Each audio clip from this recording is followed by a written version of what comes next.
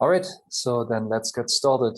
So it's my great pleasure to introduce Paloma Sodi, who's going to defend today.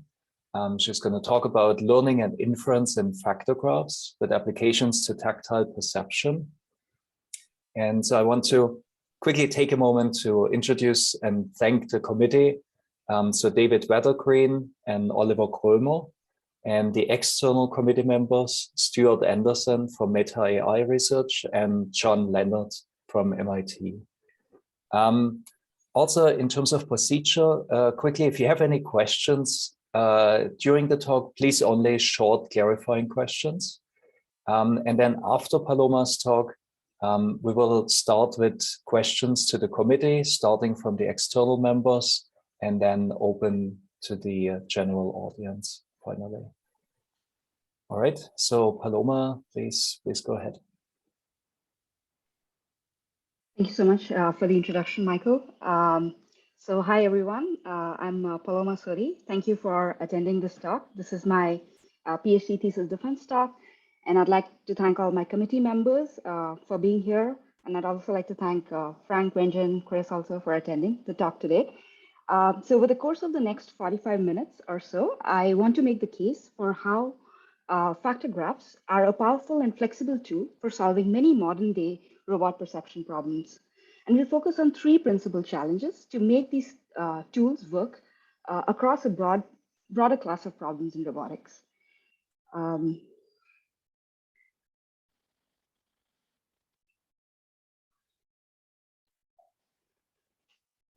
So very broadly, my thesis has looked at this intersection of machine learning and optimization for robot perception.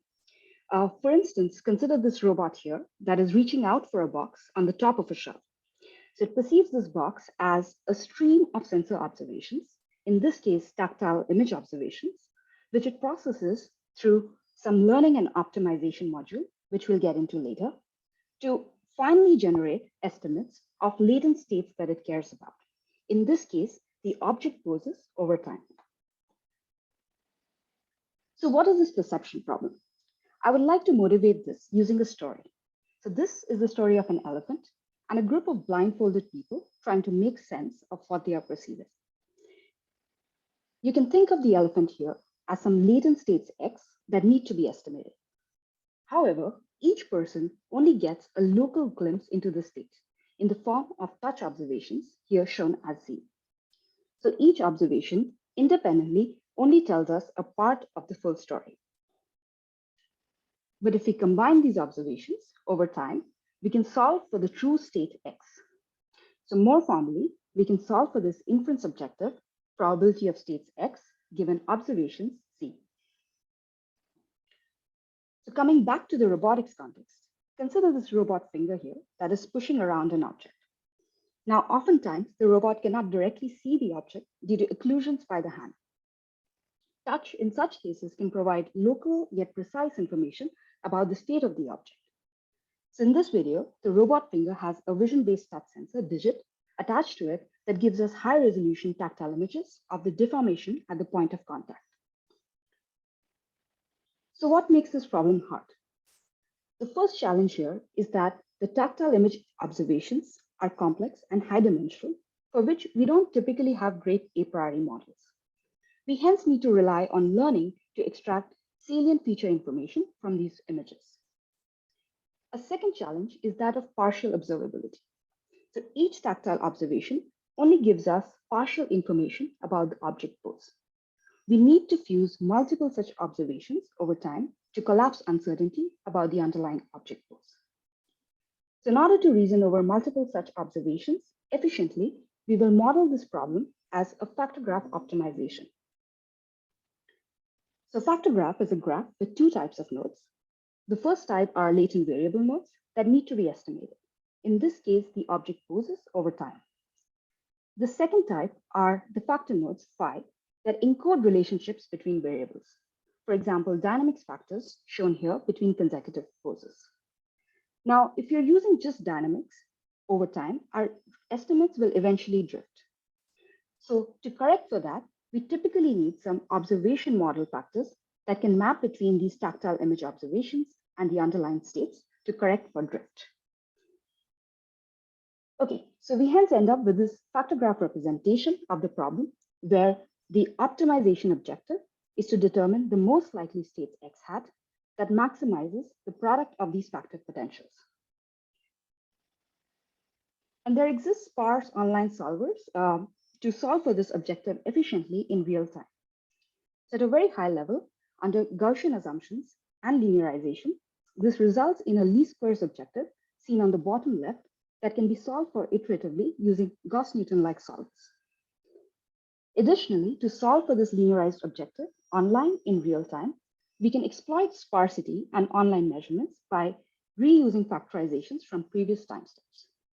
So I show these operations in the matrix domain, but the solvers that we use translate these operations to graphical models that allows to easily deal with nonlinearity. More details are in the reference below. Okay, so with that brief background, let's come back to the original problem that we motivated. We need to be able to leverage both learning and optimization within a common framework here. So this thesis advocates that in order to estimate latent states from partially observable high-dimensional sensor observations, like the tactile images that we saw, there needs to be a strong coupling between machine learning and graph optimization. The role of learning here is to extract salient feature information from observations, and the role of optimization is to efficiently fuse such information. So let's set up the problem structure. Given a sequence of such tactile images, we use optimization to estimate a sequence of latent object poses. The optimization relies on having observation models that we learn from sensor data. Additionally, we will also leverage physics and geometric priors to constrain the space of solutions for the optimizer. So let's discuss the key challenges that we'll address in this thesis. The challenge one is that existing approaches for tactile perception typically fall in the camp of either learning-only methods or optimization-only methods. So how do we learn observation models for tactile sensor data with optimizers in the loop? So we'll see how learning observation models can be viewed as shaping cost functions that graph optimizers, even non-differentiable ones, can minimize.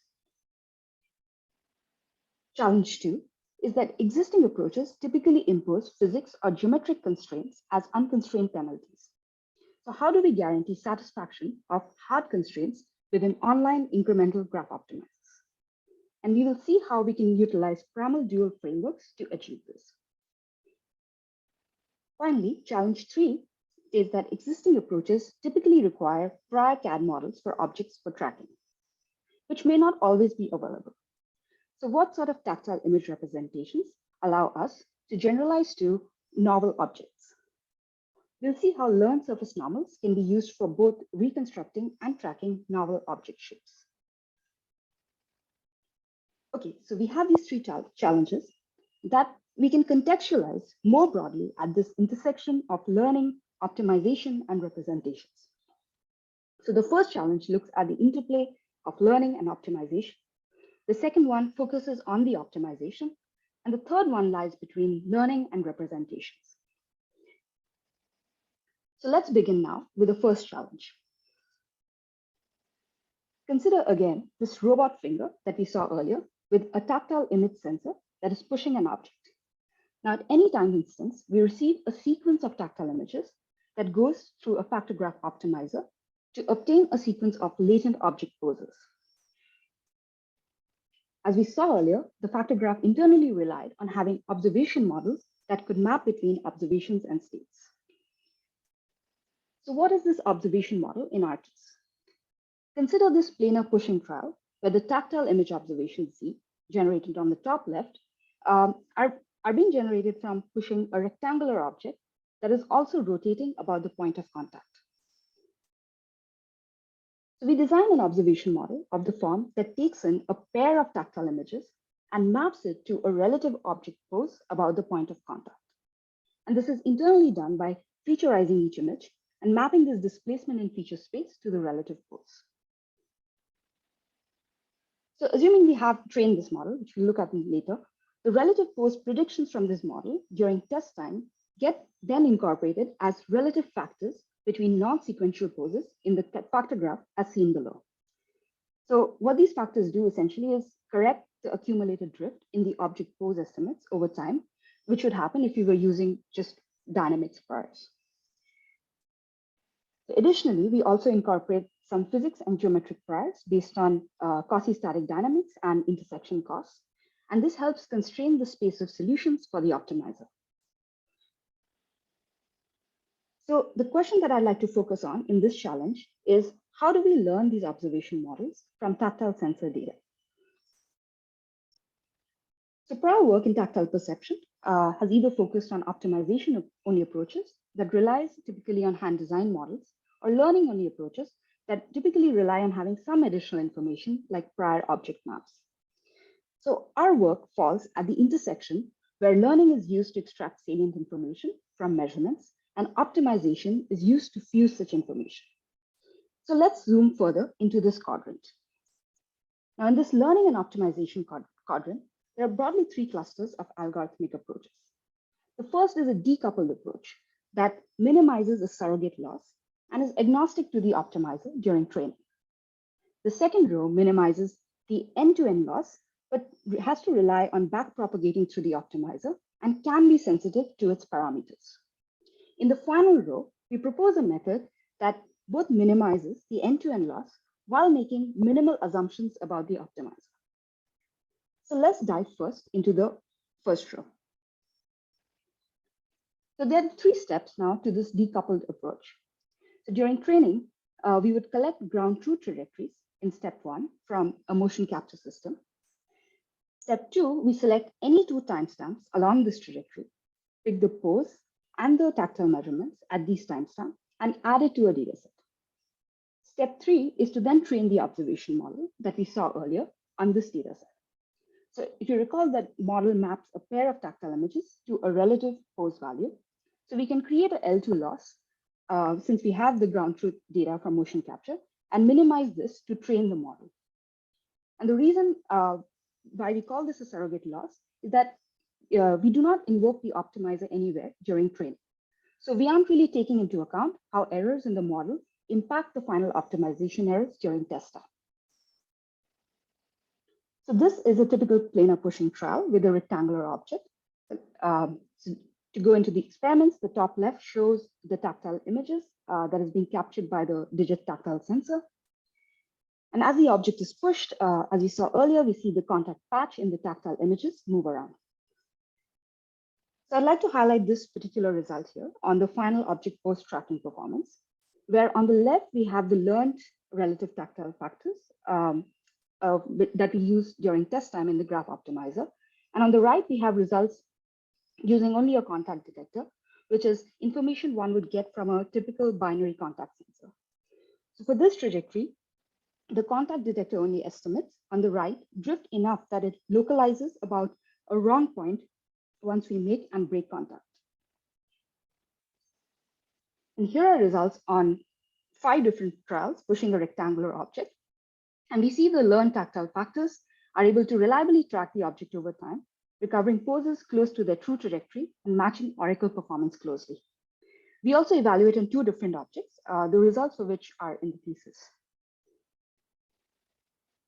Okay, so the first row, while simple, is still training on a surrogate loss and doesn't aim to minimize the final tracking errors directly, which is ultimately what we care about. So let's look at the final row that addresses this problem. So let's define the problem.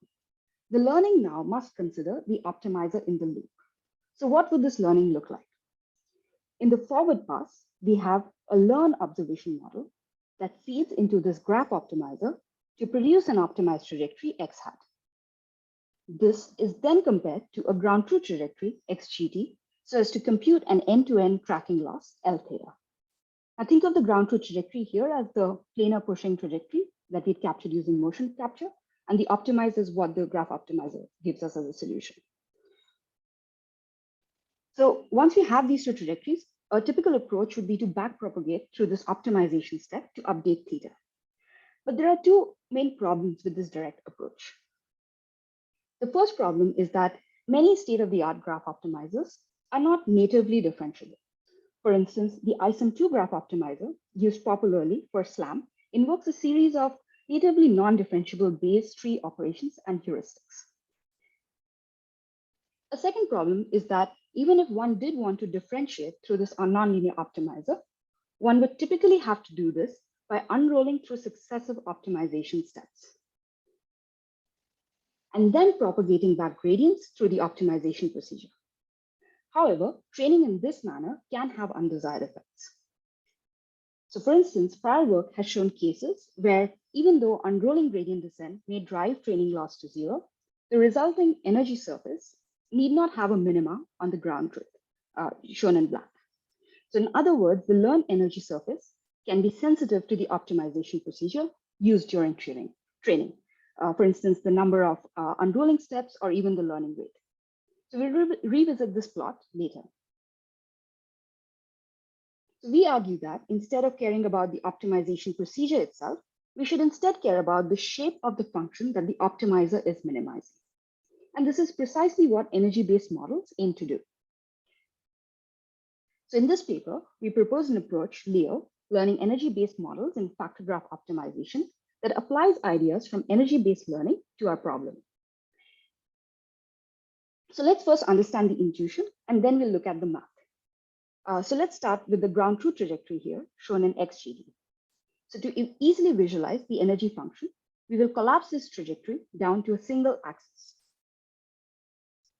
Now let's initialize with some random energy function shown in blue. So notice that initially the ground truth trajectory XGD is far from the minima of this energy function. So LEO begins by sampling trajectories x hat around the minima by invoking the graph optimizer on this energy function. The energy-based update rule is then simple. Push down the cost of ground truth trajectories and push up the samples around the minima. And if we keep repeating this process over successive iterations, the minima of this function eventually centers about the ground truth. So at convergence, the gradients of the samples x hat on average match the gradients from the ground truth trajectories XGD. Okay, so that was the intuition. Let's briefly look at how we get this gradient update rule in math. So for our problem, we model the states given observations as this Boltzmann distribution, where the energy function E is a sum of squares. And the sum of squares contains F, which is the observation model that is encoded as factors in the factor graph. At inference time, we solve for the most likely states X, which turns out to be a non-linear least squares optimization that we briefly looked at earlier. At train time, what we do is we define this loss over theta, which are the observation model parameters, and it's defined as the negative log likelihood over the training data that contains ground truth pairs of states and measurement sequences. Okay. So now if we look at the NLL objective and plug in the Boltzmann distribution into this objective, we get an expression that, as you see, involves an integral over a continuous space of trajectories that is intractable to compute. However, if we take gradients of this objective, we get a gradient update rule for theta that contains of these two terms. The first term asks us to bump down the energy of ground truth samples, and the second one asks us to bump up the energy from samples drawn from the optimizer. And this is exactly the update rule that you saw in the intuitive visualization earlier.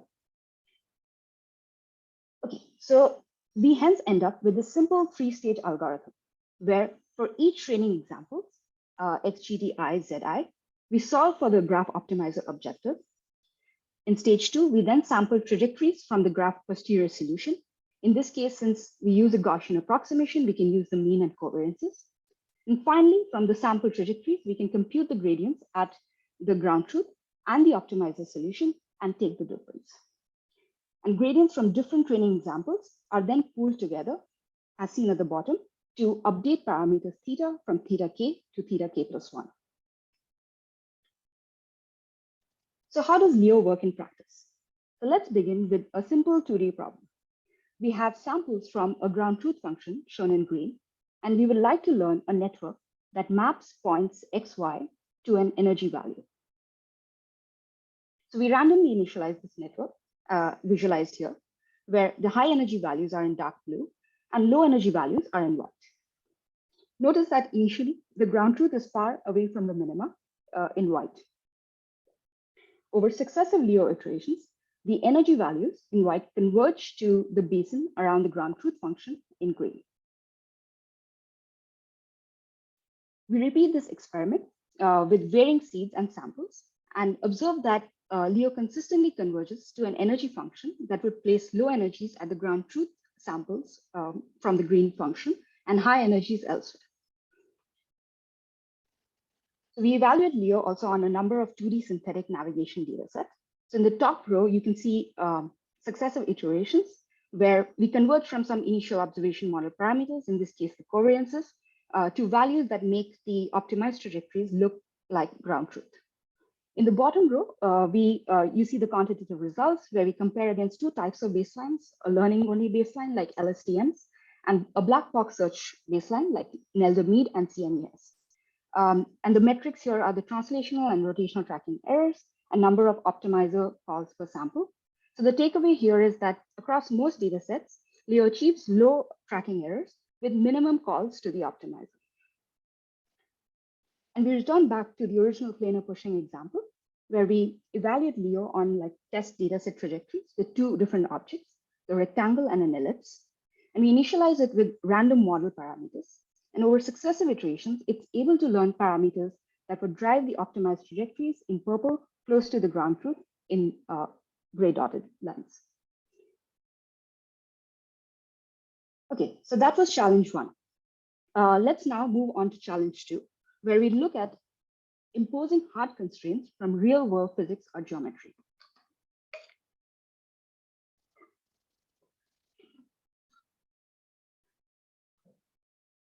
Okay, so consider now again this robot end effector that is pushing an object.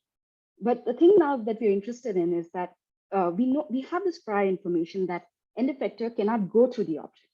So how do we encode this information as hard constraints in the graph optimization? So one might be tempted to say, why not just add a cost with a super high weight for these intersection constraints? And that is commonly done, but it doesn't necessarily guarantee constraint satisfaction. So let's understand this with a very simple example. So consider this 2D quadratic objective that you see on the left with an equality constraint where x1 must equal x2. So the solution must lie on the dotted line.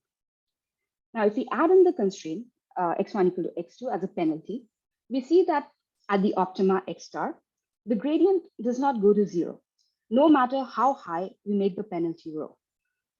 If instead we add the constraint using Lagrange multipliers, what this does is that it introduces a new variable v that provides an added degree of freedom, enabling us to make the gradients go to 0 at the optima x star. So this is what you see happens in the bottom right when v is equal to -2. Okay, great. So with that aside, hopefully I've convinced you that constraints are important. Let's see now how we can add constraints to our original problem formulation. So instead of an unconstrained quadratic, each linearization iteration, we now need to solve for a quadratic program seen here at the bottom, where A is the original unconstrained Jacobian and GH are Jacobians of the constraints. And here's a broad landscape of related work. We have methods that tackle unconstrained versus constrained problems and those that operate in batch versus incremental modes. While there has been a fair amount of work on the lower 3 quadrants, we look at the 4th quadrant of extending online incremental solvers to solve for a constraint optimization objective. So let's begin by first looking at how the unconstrained least squares problem is solved for efficiently. Now here, delta x is the correction to the states every iteration, and A is a matrix that is derived from linearizing all factors. And since the graph is sparsely connected, the resulting A matrix is sparse. So this sparsity is exploited in literature by computing a square root factorization of A into an upper triangular matrix, which is then efficiently solved via back substitution. So while sparsity is being exploited in this case, we still have to recompute the factorization from scratch every time step as new measurements come in. So to solve for that incrementally, The ISAM solver here directly updates the R matrix from the previous time step as new measurements come in. So this avoids having to factorize the full A matrix from scratch. Okay, so great. While this exploits sparsity and online measurements, it cannot directly handle hard constraints. So we present a framework in this paper called ICS that solves for the constraint problem efficiently by leveraging primal-dual methods. So in particular, we use the augmented Lagrangian that solves this problem as a two-player game. So in this two-player game, there are two players, which are the primal and the dual solvers. So both of these together need to optimize a single objective, which is the Lagrangian L that you see below. The primal solver minimizes this objective over delta x, and the dual solver maximizes this objective over the Lagrange multipliers v and u. At any given round of the game, the primal solves for an augmented quadratic objective to compute delta x while keeping duals v and u as constant. The dual then solves for the v and u, the Lagrange multipliers, while keeping delta x constant. And this process happens iteratively until some convergence criteria. So a key insight here is that even though we had a constrained objective to begin with, the primal solver in particular is still solving for an unconstrained quadratic, which we know how to solve for efficiently by exploiting sparsity and online measurements, as with incremental Gauss-Newton solvers like ISAM. The dual solver here is simply a first-order gradient ascent, which can be done online as well. Okay, so let's look at some results briefly. So this is a data set of a robot pushing a disk. And the goal is to track the disk with only binary contact measurements. We see that by enforcing contact as equality constraints, we are able to satisfy them more precisely. And these are some more realistic simulations using the pi-bullet simulator. And we see a similar trend where enforcing contact as equality constraints cause the optimized trajectory to optimized object poses to consistently stay in contact with the end effector. Okay, and let's look at results on a different domain as well, where we evaluate the ICS solver on a robot navigation example, where we're enforcing inequality constraint corresponding to the corridor boundaries. And we see that adding these constraints as boundaries helps keep the trajectory estimates within the corridor boundaries. So you can see this over time. Green is what's showing the two corridor boundaries, and the inequality constraints are operating on the current pose. So over the final trajectory, you can see that ICS is able to satisfy the corridor inequality constraints more precisely and keep the trajectory within the boundaries. And on the right are the quantitative comparisons corresponding to this. Okay, so we began this challenge by motivating that soft penalties were insufficient. So let's validate that. Here's a plot of the constraint violation versus penalty weights on the navigation data set for both ISAM and ICS. We see that since ISAM has to use soft penalties, it is not able to drive the constraint violations completely to zero, even as we continue scaling the penalty weight. ICS that uses augmented Lagrangian keeps these violations close to zero for any choice of penalty weights. And this is a natural result of automatically tuning the Lagrange multipliers that drive gradients at the constraint optima to zero. Okay.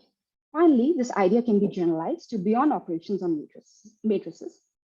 So with a matrix, the limitation is that we have to work with a fixed linearization point. So in ongoing work by Mohammed, we lift this primal-dual updates to operations on a base tree that allows for online re-linearization. And the cool thing here is that the forward and backward substitutions on the matrix do translate as upward and downward passes on the base tree. And you can see some early results on the right, where this has been applied to 7D manipulation planning that is highly nonlinear and hence challenging to solve using the matrix updates that we saw earlier with ICS. Okay, great. So those were the two challenges that we looked at. So now let's move on to the final challenge, challenge 3, which talks about what tactile representations allow us to generalize to novel objects.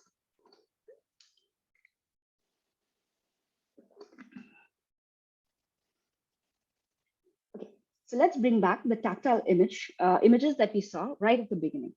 So in our early experiments, what we saw was that the center of the patch that we refer to as the key points correlates to object rotations about the point of contact. This then led us to designing an observation model that we looked at earlier that takes in a pair of tactile image key points and maps those to a relative object pose value. And the way we were learning these key point features was using this self-supervised autoencoder approach from literature that was trained on an image reconstruction loss. So I wanted to show you here the outputs from this key point feature detector, since it's interesting to note that different objects create different local contact patches seen on the rightmost column. And the key points essentially are tracking the patch centers, which we saw correlated directly with the 2D object rotations. Now, what happens when we go to 3D motions?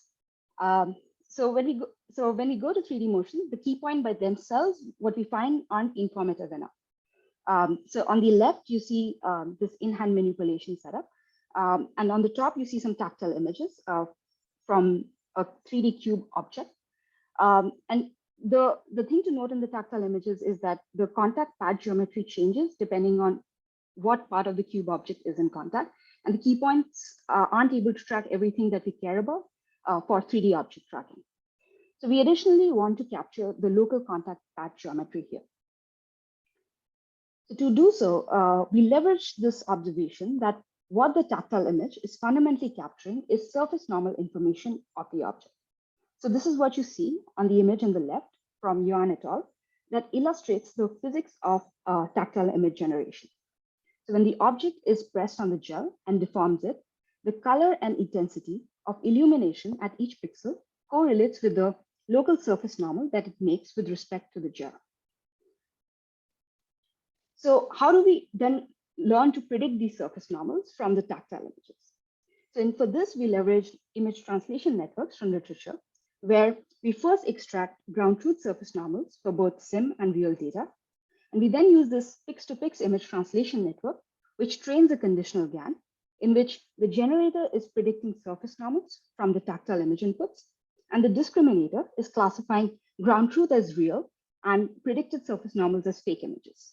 And this process is being trained on a conditional GAN loss that you see at the bottom. Okay, so let's look at some results here for these surface normal predictions using this kind of a network. So we train the model on the sim sphere and the real sphere images, and then we test this model on unseen shapes, such as the real pyramid and the toy brick. And we see that our predictions using a pix-to-pix model is able to generalize from the sphere shapes to these unseen shapes with predictions close to ground truth. On the other hand, it is difficult for a per pixel MLP model baseline to generalize from sim to real data, since there are changes in sensor characteristics such as lighting. So now that we can predict surface normals, say from these tactile images, the next question is that how do we use it for object tracking, particularly when we don't have a prior model of the object. So here we leverage this conceptual insight that any object is composed of many local surface patches, where each of these surface patch can be reconstructed independently using information available in the corresponding tactile images as surface normals. So you can see this as results here, where our key insight is to use these novel objects and assume them to be composed of these known surface patches that we've seen during train time. So essentially, we are going from tactile images to predicting surface normals that we can then integrate to create a local surface patch map.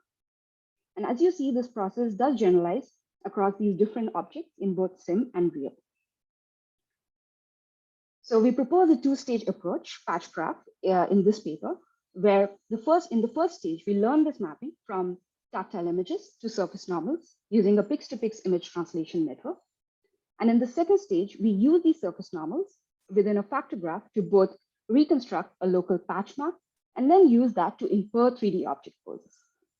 So we looked at like the stage 1 details already. So I'll briefly touch upon stage 2 here. So this is the factor graph that we use that has variables as the latent object poses O1, OI, and the sensor poses EI. And the factors are constrained between these variables. So image-to-image factors in blue encode relative poses between consecutive frames. Image-to patch factors in red encode relative poses between a keyframe and the fused local patch map. And finally, we also include global pose priors as unary factors on the end effector and the first object pose, shown in yellow and pink, respectively. Okay, so let's look at some of the data collection and experiments here. So for simulation trials, we collect data using the Tactile simulator, where one can load the digit sensor, an object, and render high-resolution tactile image readings. And we collect data for a diverse set of objects: a sphere, a cube, and toy human, and a toy brick. We also collect data for real-world trials, where we mount this object on a workbench and this digit sensor on a movable plate that's tracked using a motion capture system. And unlike the simulated trials, here we move the sensor with respect to the object. And here we collect data for two object shapes, a sphere and a pyramid. So now let's look at this tracker performance on the sim cube object.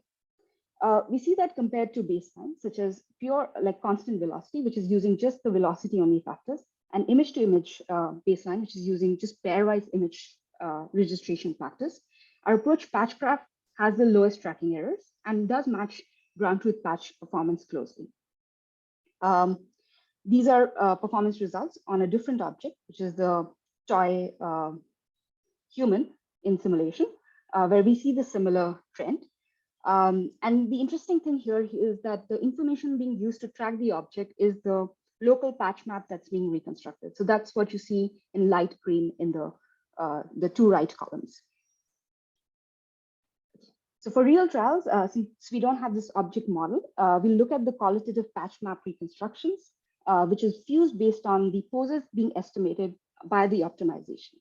So unlike baseline, patchcraft is able to reconstruct a consistent object geometry, which is a result of it having a good state estimate of its object poses. And we also evaluate this quantitatively over, for the rotational and translational tracking errors on two objects, the pyramid and the sphere. And we see a similar trend of doing better than the baselines that we had. Although interestingly, for a sphere object, you do observe high absolute rotational errors in all cases due to degeneracies in the motion, where one can't really disambiguate between rotations and translations looking at the tactile images alone. Okay, so that brings us to the end of the three challenges that we looked at. I would like to now summarize the thesis contributions based on these challenges. So the first challenge that we looked at was, how do we learn observation models with optimizers in the loop? We proposed an algorithm, Leo, that formulated this problem of learning observation models as energy-based learning that allowed for learning with graph optimizers, even non-differentiable ones, in the loop. So this thesis made a novel connection between the principle of maximum entropy and factor graph optimizers, particularly incremental Gauss-Newton optimizers. And you can find the links to our publications and open source code on the right. The second challenge was, how do we impose hard constraints from real-world physics or geometry? We proposed a novel incremental augmented Lagrangian algorithm called ICS. ICS leveraged alternating primal-dual updates, each of which can be solved for online in an incremental manner. And our third challenge was investigating tactile image representations that allowed us to generalize to novel objects. And we proposed an approach, patchcraft, that leveraged the fact that novel objects are made up of surface patches known during train time that can be reconstructed independently from predicted surface norms. And you can find the links to our publications and open source code on the right. And finally, there's a surprise challenge 4, which we did not get a chance to discuss earlier. So this is earlier work that we did with underwater robots, but the insights generalized beyond that domain. So the challenge there was, very briefly, what sort of occupancy map representations allowed for both efficient updates from factor graphs and efficient queries from a downstream planning module. There is a simple key insight here that occupancy updates in the log auth space are linear and hence easily invertible. And what this allowed us to do was to maintain an online fused occupancy map that at every time step, when a new update comes in from the graph optimizer, allows us to simply subtract out a subset of previous submaps and add in new submaps. And what this gives us is that it's a lot more efficient than creating these occupancy maps from scratch every time there are updates in the graph optimizer. So more details are in the thesis and the related papers. Okay, so now let's briefly touch on some future exciting directions from here. There are obviously many ways to extend a lot of these works, but I want to touch on a few of these directions. So firstly, we earlier looked at learning cost functions for graph optimizer. So the question here is, how do we extend this to, say, learning hard constraints? For instance, being in contact constrains your state estimates to lie in a subspace. So how can we learn such a subspace given, say, a set of ground truth samples that we know are feasible? So if we were to think of the Leo algorithm that we saw, we can extend that by thinking of the energy function there as the Lagrangian and making the ground truth samples look feasible and optimizer samples look infeasible. And this is what would give us that simple update rule of pushing down ground truth samples and pushing up the optimizer samples. However, there are several open questions to address here. For instance, what Lagrange multiplier values should we use for ground truth samples, since we don't really get that in our from like motion capture data. Another question is that how do we correctly sample from the constrained manifold, since our original Gaussian approximation is no longer valid for the constrained subspace. Next, another interesting direction is how can we learn the observation models that we looked at earlier when the observations themselves depend on the estimate. For instance, a robot that is controlling an object based on estimated outputs from the model. So what this creates is a train test mismatch, where at train time, these observations were generated using ground truth poses, whereas at test time, these observations were being generated from running the model. Fortunately, there exist techniques in online learning literature to counter for such distribution shifts. So it would be interesting to explore these techniques in this context. And there are several interesting questions here. For instance, how do we augment our training data to better cover the test distribution? Finally, there are many interesting directions on the representations front as well. First, a natural extension is how do we learn these observation models so as to combine information from multiple senses? For instance, vision and IMU can provide complementary information to the tactile image observations that we looked at earlier. The second one is that instead of maintaining an explicit map like we did in the patch graph approach, how do we leverage implicit map representations like NURBS for tactile image data? In the context of patch graph, this would provide us with global localization information that can enable stable tracking over long sequences. So with that, I would like to move on to acknowledgements. So I'd like to thank my thesis committee and the professors who all provided invaluable feedback along the way. I would also like to thank my wonderful collaborators and colleagues at CMU, at Meta, and through various other projects. And finally, I'd like to thank the two primary funding sources behind this work, Meta AI Research and ONR. And lastly, if you can indulge me for a couple more minutes, I want to use this occasion to just share the broad strokes of my grad school journey in the hope that it resonates with those who are starting their own journeys. So I started in the sorghum jungles of Texas, trying to emit some plants, then found myself on a boat trying to map murky, mossy underwater piers, and finally ended up trying to make sense of inscrutable tactile image blobs. And needless to say, it's been a strange and circuitous journey. But it was not all random. So applying what we learned today, these are mere observations of a latent conscious being that was me. So I was grappling with perception to understanding optimization and finally learning to learn. But Jokes aside, each step here taught me an important life lesson. For instance, learn how to calibrate your cameras, because if you don't, no amount of deep learning can save your life. Another lesson was preserve the ability to recover when your experiments inevitably don't go according to plan. And finally, I'll end on this. Don't be afraid to be an outsider, because we all began as outsiders at some point.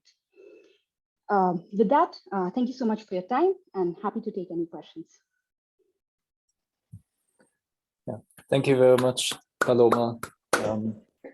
So let's start the question.